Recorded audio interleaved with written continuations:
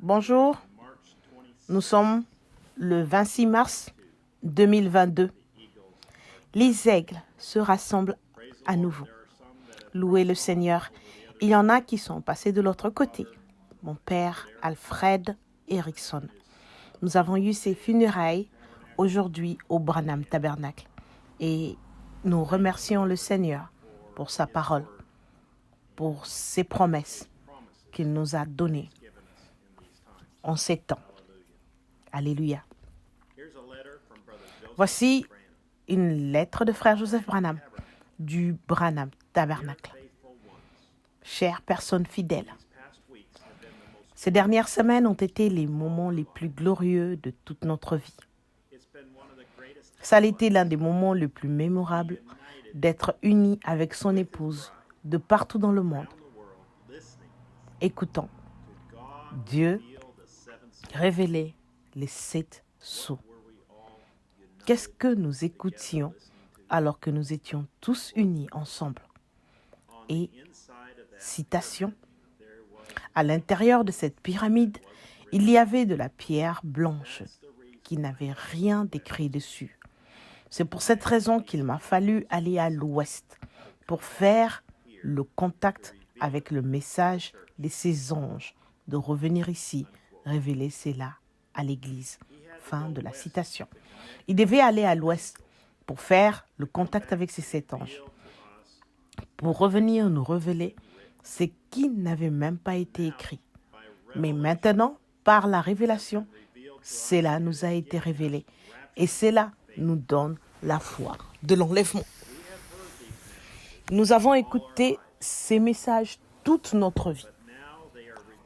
Mais maintenant, ils sont révélés comme jamais auparavant. C'est maintenant le jour. C'est maintenant le moment. Nous voyons et nous entendons les choses qu'il nous a annoncées, qui allaient se produire dans le monde et dans ce message.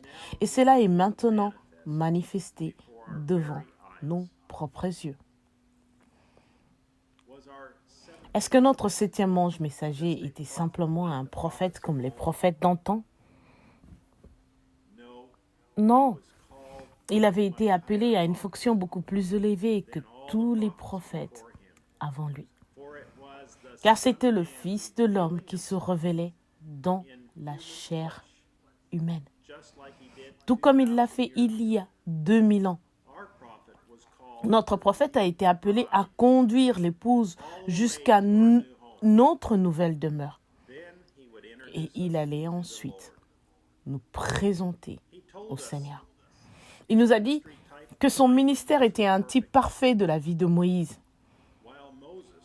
Alors que Moïse cheminait en suivant la colonne de feu, des hommes se sont levés et l'ont confronté. Ces hommes avaient été appelés à sortir et ils étaient en route vers le pays promis. Ils ont défié Moïse en disant qu'il en prenait trop sur lui, qu'il n'était pas le seul saint à avoir été appelé et qu'ils étaient eux aussi saints et qu'ils devaient eux aussi prêcher quelque chose. Il a dit qu'ils étaient des saints hommes et qu'ils avaient effectivement quelque chose à faire, mais Dieu l'avait appelé. Lui, Moïse, un homme, à conduire le peuple. Ils avaient leur place. Ils étaient loin. Ils faisaient ce qu'ils avaient été appelés et ordonnés à faire en disant aux gens, écoutez Moïse. Mais ils voulaient dire quelque chose de plus ou expliquer ce que Moïse disait. Ils n'étaient pas satisfaits de simplement indiquer aux gens d'écouter Moïse. Ils voulaient conduire les gens.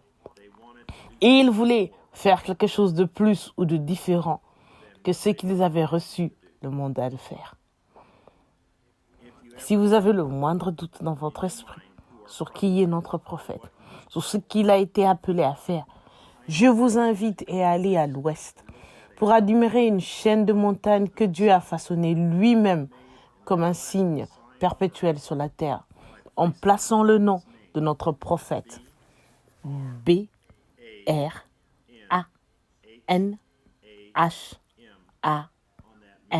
sur cette montagne. Vous êtes l'épouse de Jésus-Christ. Il vous a choisi et vous a prédestiné. Sa parole vit et habite en vous. Vous êtes la parole vivante faite chair. Il vous a donné la révélation de sa parole. Satan n'a aucun pouvoir sur vous. Cette foi de l'enlèvement vit et habite en vous. Le Saint-Esprit conduit son épouse par la seule voie qu'il a pourvue pour aujourd'hui. Sa parole parlait par son 7e ange prophète. Ce prophète est notre pasteur. Notre pasteur nous a promis que tout nouveau message sur bande viendrait premièrement de l'entrepôt jusqu'à ce que le Seigneur change cela. Car c'est là que les bandes emmagasinées seraient faites. Il a aussi donné des directives à son pasteur adjoint, frère Neville. Et maintenant, par sa grâce, à moi, quant à ce que nous devrions faire à l'Église. Je cite, « Je te prie d'aider notre cher pasteur, frère Neville. Remplis-le, Seigneur, de grâce et de puissance, et donne-lui de la compréhension, afin qu'il puisse prendre cette nourriture emmagasinée et en nourrir les agneaux de Dieu. » Ces bandes, fin de la citation, ces bandes sont pour ceux à qui le prophète a été appelé à être le pasteur. Si vous voulez entendre, l'ainsi dit le Seigneur, venez écouter avec nous ce dimanche, à midi, heure de Jeffersonville. Standing in the Gap, se tenant à la brèche, prêché le 23 juin 1963 au matin, alors que nous écouterons la nourriture emmagasinée qui a été pourvue pour l'épouse. Nous commencerons le message au paragraphe 27. Frère Joseph Branham, les Écritures à lire avant l'écoute du message. Nombre chapitre 16, versets 3 à 4.